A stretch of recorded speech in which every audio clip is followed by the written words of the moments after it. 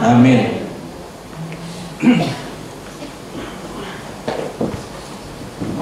Shalom Bapak Ibu Saudara kasih dalam Tuhan Yesus, puji Tuhan, terima kasih ketemu lagi, terima kasih Pak dan Ibu Gembala atas undangannya. Lama saya dari sini, saya di Sulawesi Tengah, jadi kadang ke sini, kadang ke Sulawesi Tengah bolak-balik aja Bapak Ibu. Tapi puji Tuhan, kita bisa berjumpa lagi. Kita buka Matius 18 ayat 1 sampai 5. Matius 18 ayat 1 sampai dengan 5. Ini kedengeran ya Bapak Ibu belakangnya? Kedengeran ya? Tema yang diberikan oleh gereja, oleh Bapak Gembala adalah temanya berbuah. Ya, temanya berbuah. Bapak Ibu bersukacita kah? Gak usah khawatir ya. Ini hujan-hujan ini saya lihat sungai situ udah mulai ya. Tapi tetap bersukacita ya. Karena ada banyak orang yang mau menggantikan posisi Bapak Ibu di sini. Orang di mana Pak? Itu di UGD banyak tuh ya. Kalau lihat Bapak Ibu, oh gitu saya pengen di situ duduknya di UGD, di gawat darurat, di penjara, di Gaza tuh pengen duduk di sini ya, cuma nggak ada kesempatan. Nah Bapak Ibu yang ada di sini harus bersukacita, berbahagia ya. Dan kata kita Matius 18 ayat 1 sampai 5 ya.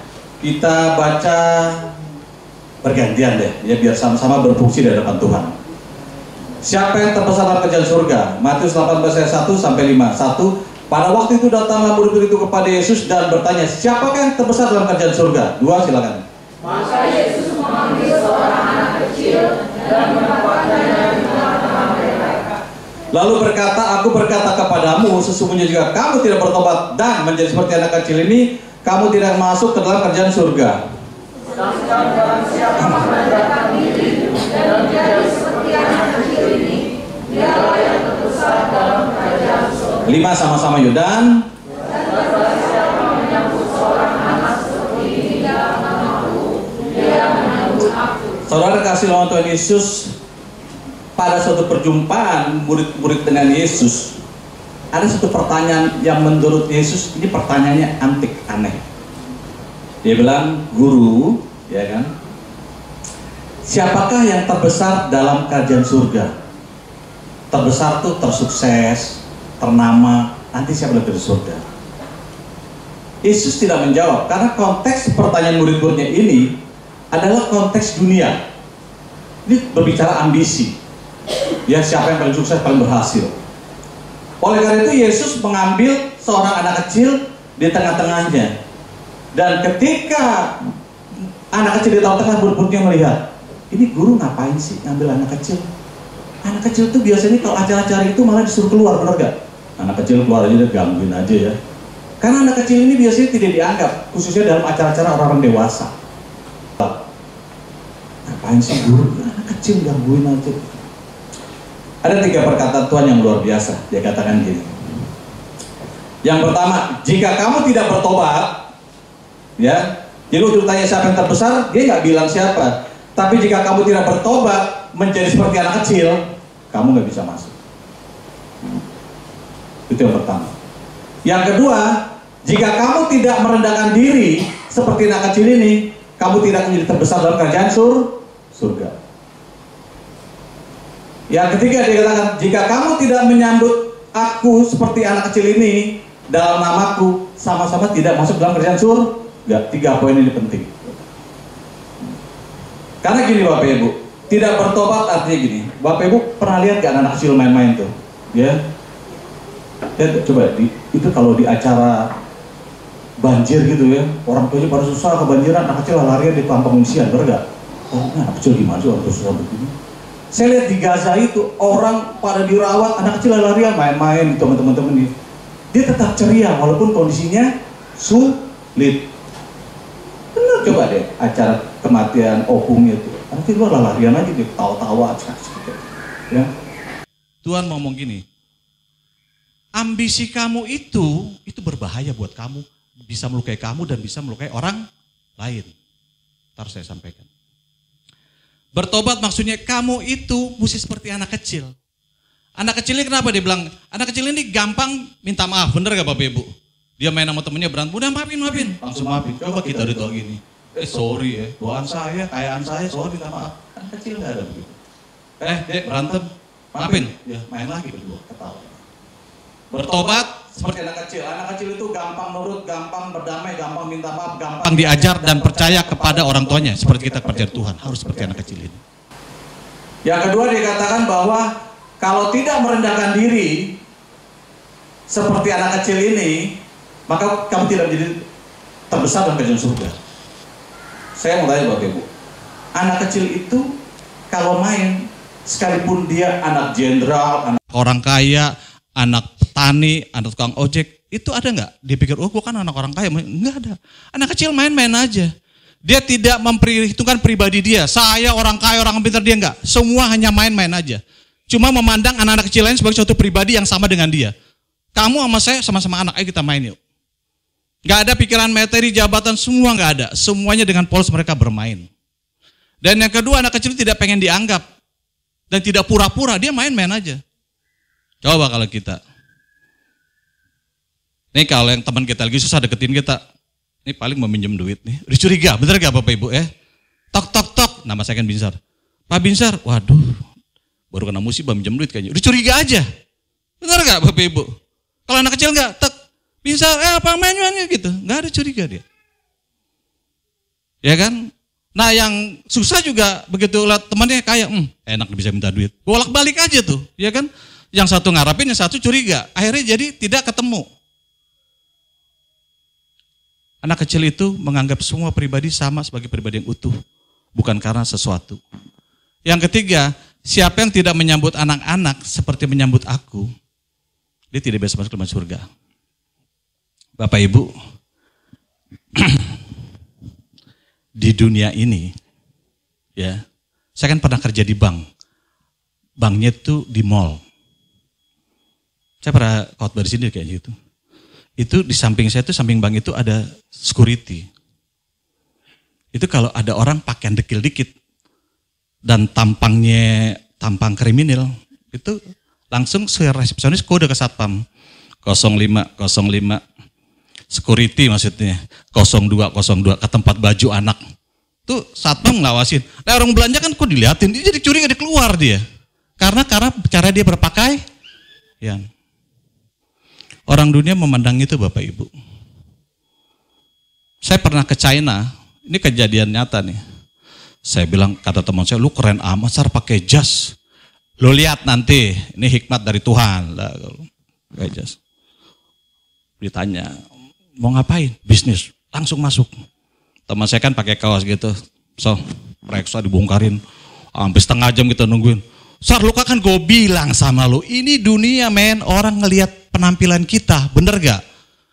Ya kita bukannya kita mau sok aja, ya kita turutin aja kemauan dunia selama tidak melanggar firman Tuhan.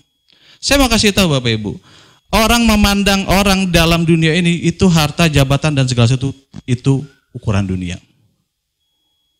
Maka Yesus bilang, anak kecil itu nggak mandang mau yang datang anak siapa kayak tetap disambut. Main yuk. Coba lihat sekolah minggu ini nggak ada sekolah minggu ya.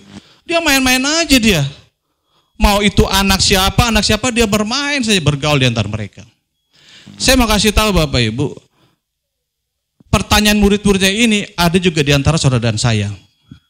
Nih kalau kumpul nih, saya nggak tahu di keluarga lain, tapi rasanya kurang lebih sama. Walaupun dalam hati nggak diucapin, tapi kalaupun diucapin tempatnya terbatas. Yang paling sukses di keluarga kita, saya. Ada nggak ucapan gitu? Walaupun nggak diomongin. Yang paling sukses di SMA kita, di sekolah kita, saya. Kalau nggak, siapa yang paling sukses di SMA kita? Itu sering saya dengar. Sar, siapa yang paling sukses anak kampus kita ya? Siapa yang paling sukses di sekolah kita? Siapa yang paling sukses di Marga Pangaribuan? Siapa? Benar nggak saudara? Akhirnya yang nggak sukses tidak mau hadir dalam acara tersebut karena dia belum sukses. Makanya saya bilang, ambisi seorang akan melukai dia dan melukai orang lain. Benar nggak Bapak Ibu? Saya pernah ketemu, saya pernah punya toko, Bapak Ibu. Toko saya itu sebelah nama si Engkoh sebelahnya. Karena rata-rata itu Chinese Kalimantan. Saya bilang, kah orang tuanya mana? Tuh orang tua saya. Hah? Kok selama ini nggak pernah negur? Dia nganggap saya tokonya kecil, nggak boleh ditegur, nggak sukses anak saya. Loh, saya pikir itu bukan orang tuanya. Dia tinggal di toko anaknya yang tokonya paling besar. Benar, begitu orang tua itu lewat di depan tokonya nggak ditegur. Tapi itu balik, itu bapak saya. Karena dia tokonya kecil, artinya lebih sukses kakaknya. Saya selalu dibanding-bandingin Pak sama kakak saya. Ya sudahlah kalau dia nggak menegur saya, biarin saja. Bayangkan Bapak, itu manusia loh, terhadap anak sendiri. Ambisi-ambisi manusia ketika TK, SD itu belum ada, anak-anak ini belum ada nih. Tapi ketika masuk SMP, SMA, kuliah, kerja, bisnis, apalagi pas sukses, nanti dulu. Dulu kita ketemu kakak kita, adik-adik kita, teman-teman kita, negor biasa apa kabar, begitu udah sukses, lain Bapak Ibu. Gak gampang, benar gak? Ini kita realita kenyataan ya, ya kan? Kalau anak yang susah tuh jarang dikunjungin. Kalau anak yang berhasil sering dikunjungi. Itu manusia Bapak Ibu punya perasaan juga. Kalau anak yang susah jarang diomongin, yang dibanggakan yang sukses. Teman yang susah, keluarga yang susah, begitu kita ketemu lain. Padahal waktu kita kecil ketemu dia tuh, wah luar biasa, apa kabar gini. Sekarang begitu ketemu dia, ya kayak tadi. Wah ini dideketin minjem duit nih, bahaya nih anak nih. Lain Bapak Ibu. Tuhan Yesus nggak mau kita seperti itu. Tuhan Yesus mana kita tuh semua sama. Dia dari Allah mengkosongkan diri menjadi setara dengan manusia. Dia pengen kita mana kita semua. Kelak yang kita miliki itu, kalau kita diberkati, itu harus menjadi selalu berkat bagi mereka. Jadi ambisi nggak boleh Pak. Boleh ambisi asal Anda bertobat, merendahkan diri, dan menyamaratakan manusia seperti Tuhan memandang kita sama. Kita ini semua di hadapan Tuhan sama loh, benar nggak? Yang membedakan kecuali iman. Benar Bapak Ibu. Udah gereja boleh bareng, kalau iman yang gak ketemu gak bisa. Kok disebut saya kagak, iman kamu gak ketemu sama Tuhan. Ambisi yang berlebihan itu berbahaya. Kalau Bapak Ibu, Tuhan buat saya sukses untuk menjadi seorang berkat bagi keluarga, seperti halnya Yusuf di tanah Mesir. Merendahkan diri, memaafkan, mengampuni, memberkati. Saudara tahu Daud? Daud tahu kan? Daud itu ketika jadi gembala 2-3 ekor kambing, wah itu gitarnya, kecapinya di padang rumput tuh, jiwaku merindukanmu. Wah luar biasa pujiannya. Ya Allah yang hidup. Domba makan, dia makan, bener gak? Domba makan apa? Dia makan. Domba ini dia. Begitu Daud diangkat menjadi raja, lihat nih saudara. Ini akan terjadi pada anak-anak saat pada saudara yang ada di sini. Langsung mulai besok Daud jadi raja, apalagi ibu-ibu kan bilang, Saul beribu-ribu, Daud berlaksalak, bos langsung tong lain Daud.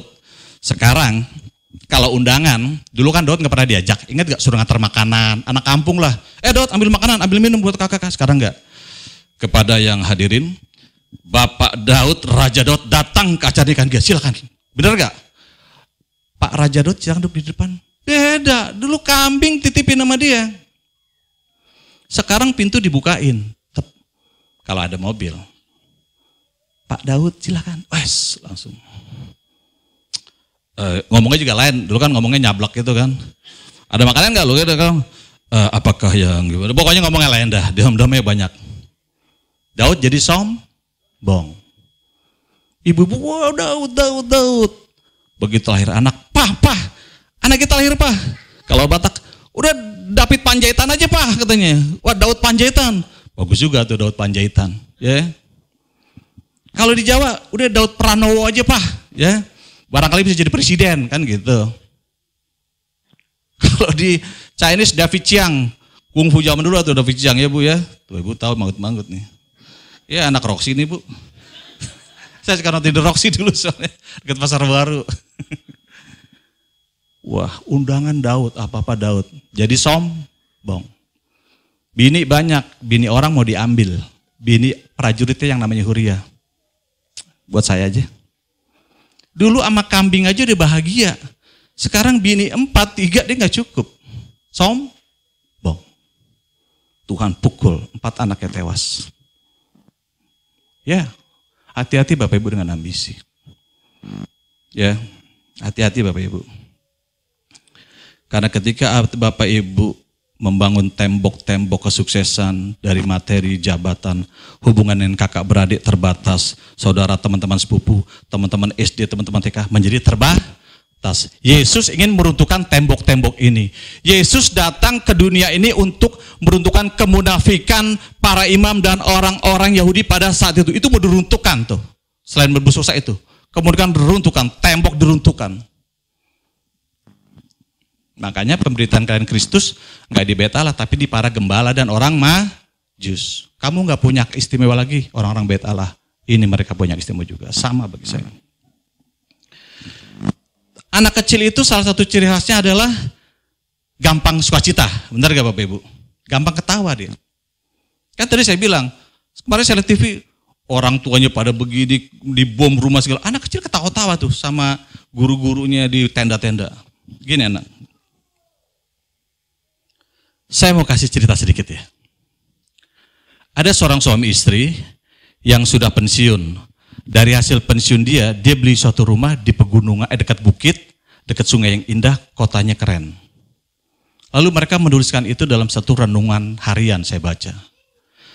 Ketika kami beli rumah ini, indah pemandangannya, sungai-sungai, jalan-jalan. Setiap hari kami berjalan pagi karena sudah pensiun kan. Sehari, seminggu, 2 minggu, 3 minggu, sebulan, 2 bulan, setahun, 2 tahun. Indah, tiba-tiba kami menjadi bosan. Nah, ini problem manusia nih. Padahal awalnya gembira. Bapak Ibu, pertama kali kerja ingat gak dapat gaji? Gembira sekali gak? Waduh, mau beli apa di rumah nih? Kalau ada istri buat istri, kalau ibu buat ibu, ada teman buat ngopi teman-teman. Pertama kali dagang dapat laba, seneng gak? Wah, laba. Pertama kali punya motor baru seneng gak? Pertama kali punya mobil baru senang nggak? Pertama kali punya suami senang nggak? Punya istri senang nggak? Tinggal di rumah baru senang nggak? Lama-lama senang nggak? Karena menjadi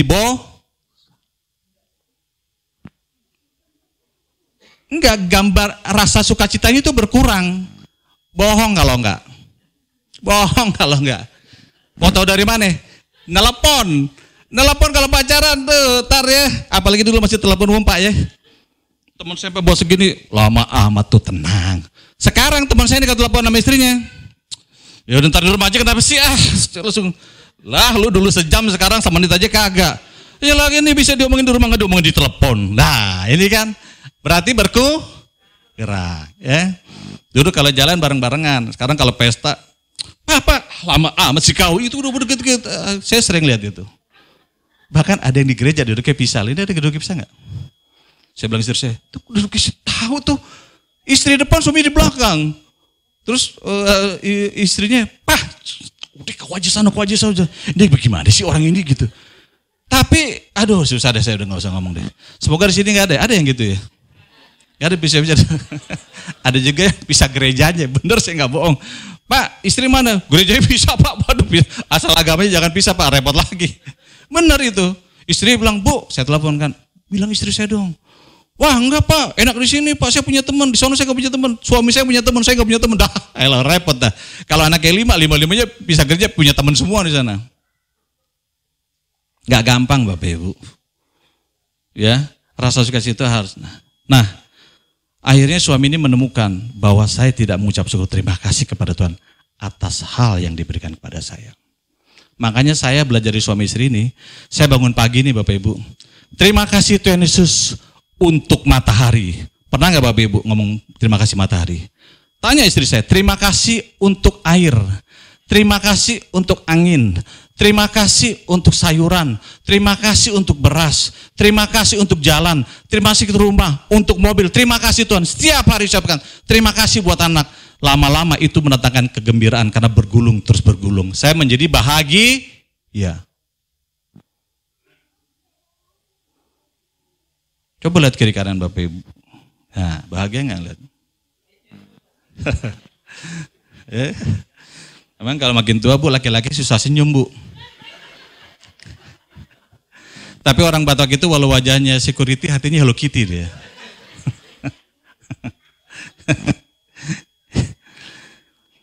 Jadi saya ajarin, kita mengucap syukur terima kasih untuk mobil yang dipakai, rumah, tempat tinggal, untuk makanan. Untuk mandi, terima kasih Tuhan, air, terima kasih untuk listrik. Setiap hari terima kasih Tuhan, terima kasih, lama-lama itu akan membentuk suatu kebahagiaan. Coba aja nggak percaya.